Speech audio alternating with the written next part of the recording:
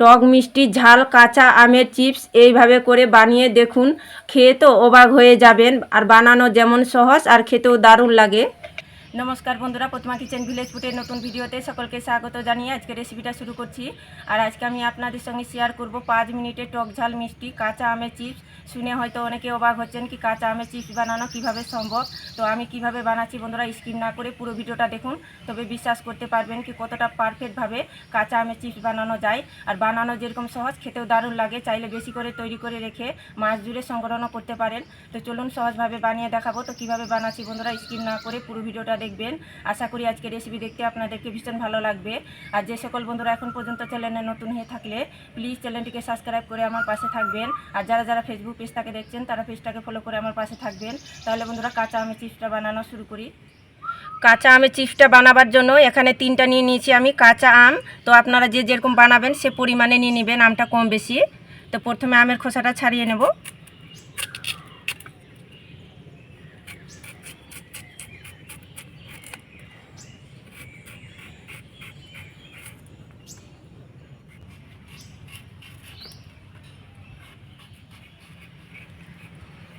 তো দেখুন আমের খোসাটা ছাড়িয়ে নিয়েছি। আর এখানে নিয়েছি গামলার মধ্যে জল, সোজাসুজি খোসা ছাড়িয়ে জলের মধ্যে রেখে দেব। একইভাবে করে আমের খোসাগুলো ছাড়িয়ে নেব। সবগুলো আমের খোসাগুলো ছাড়িয়ে নিয়েছি। তো একটু হাত দিয়ে কচলে নেব, আমের মধ্যে কষ থাকে ওটা বেরিয়ে যাবে। আর দোকানে যে আলু চিপসগুলো তৈরি করানো হয় সেমভাবে কিন্তু আমি কাঁচা আমের চিপসগুলো তৈরি করব। তার জন্য দেখুন এখানে নিয়ে নিয়েছি একটা গ্রেট করে নেব এবার। তো দেখুন একটা আম নিয়ে নিয়েছি হাতের মধ্যে, এবার গ্রেট করে নেব। দেখুন এইভাবে করে টান দিতে হবে, কত সুন্দরভাবে গ্রেট হয়ে যাচ্ছে দেখুন।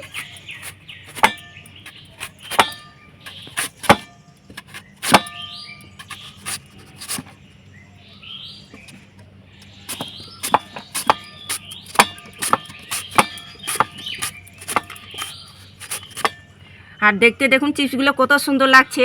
আর দেখে তো মনে হচ্ছে না কি এটা কিন্তু কাঁচা আমের চিপস বানানো হচ্ছে। দেখুন কতটা পারফেক্ট হয়েছে, পুরো দোকানের মতন যে আলু চিপসগুলো পাওয়ানো যায় কিন্তু সেমভাবে দেখতে লাগছে দেখুন। কেউ তো বিশ্বাসই করতে পারবে না। আর হাতের কাছে যদি এরকম গ্রেটার না থাকে তাহলে গোল করে কেটে নিতে পারেন।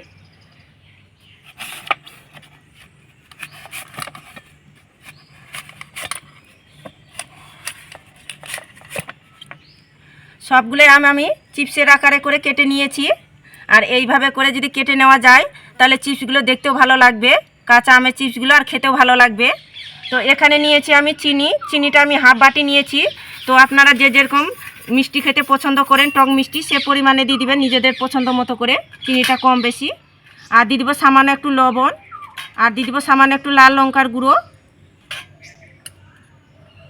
1 চুটকির মতো দিয়ে দিব হলুদ গুঁড়ো। হাত দিয়ে খুব ভালো করে মেখে নেব।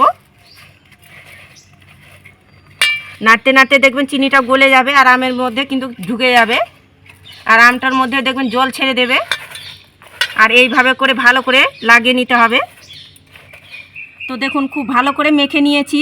আর চিনিটা কিন্তু পুরোপুরিভাবে গলিনি, হালকা করে গলেছে, তাতে দেখুন কতটা রস বেরিয়েছে। তো এইভাবে করে আমি 5 মিনিট রেখে দেবো, চিনিটা পুরোপুরিভাবে গলে যাবে।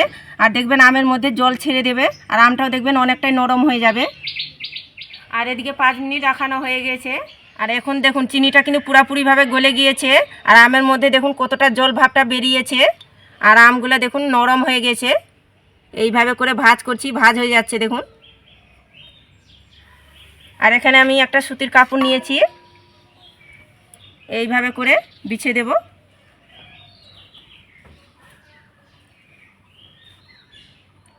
এবার একটা করে আমের টুকরো নিয়ে এইভাবে করে বিছিয়ে দেব। এক্সট্রা যে জলটা থাকবে আমের মধ্যে যেন না থাকে, একটু ঝরিয়ে নিতে হবে।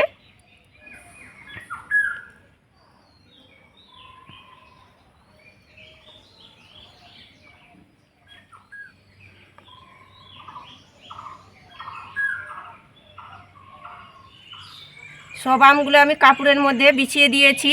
তো কিছুক্ষণ এইভাবে করে রেখে দেব।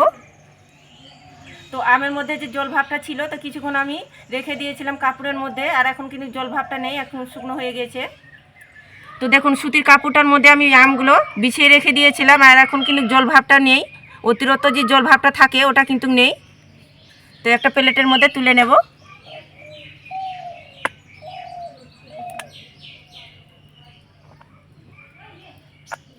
সবগুলোই প্লেটের মধ্যে তুলে নিয়েছি, আর এখানে নিয়েছি হাফ বাটি কর্নফ্লাওয়ার, আর অবশ্যই এখানে কর্নফ্লাওয়ারটা দিতে হবে। এবার হাত দিয়ে ভালো করে লেগিয়ে দেব, এইভাবে করে লাগিয়ে নিতে হবে কর্নফ্লাওয়ারটা দিয়ে। এইভাবে করে লাগিয়ে কিন্তু কোট করে নিতে হবে। আর এখানে একটা থালা নিয়েছি, এই থালার মধ্যে তুলে নেব। দেখুন এইভাবে করে ভালো করে কিন্তু কোট করে নিতে হবে।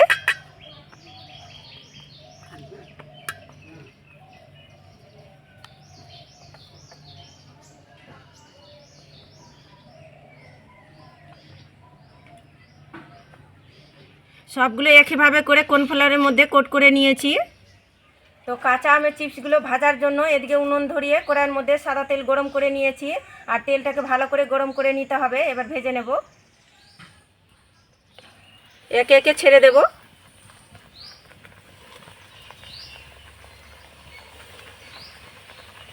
আর দেখুন একটু তেলটা কিন্তু ভালো করে গরম করে নিতে হবে, হালকা তেলে কিন্তু ছাড়তে যাবেন না, যেহেতু কাঁচা আমের চিপস তৈরি করছি, নাহলে কিন্তু ঘেটে যাবে বা ভেঙে যাবে।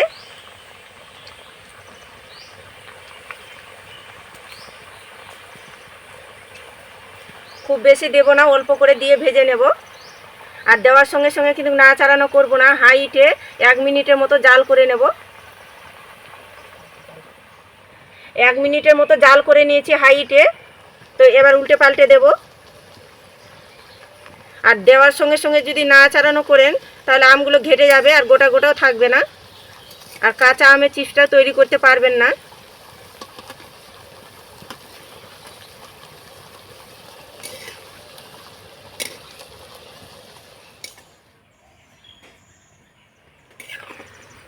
তো দেখুন মিডিয়াম আঁচে উল্টে পাল্টে ভেজে নিয়েছি। তো হয়ে গেছে, তেল ঝরিয়ে তুলে নেব। আর দেখতে দেখুন কত সুন্দর লাগছে কাঁচা আমের চিপসগুলো। একটা প্লেটের মধ্যে তুলে নেব। সবগুলো কাঁচা আমের চিপসগুলো তৈরি করে নিয়েছি, আর দেখুন কতটা মুচমুচে হয়েছে। আর এখানে নিয়েছি সামান্য একটু বিট নুন, খুব সামান্য একটু লাল লঙ্কার গুঁড়ো দিয়ে দেবো, হাফ চা চামচ দিয়ে দিব চাট মশলার গুঁড়ো। এতে কি হবে, চটপটে একটা টেস্ট আসবে, খেতে ভালো লাগবে। এবার ভালো করে এইভাবে করে মিশিয়ে নেব।